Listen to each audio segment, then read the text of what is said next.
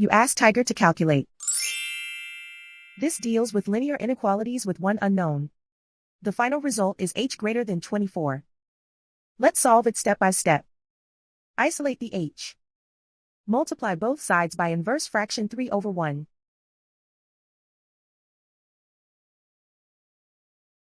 Group like terms.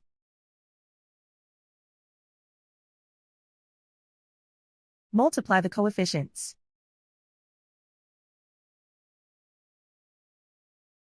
Simplify the fraction.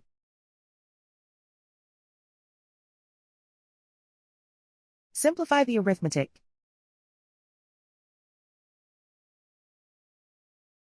Plot the solution on a coordinate grid. And so the final result is h greater than 24.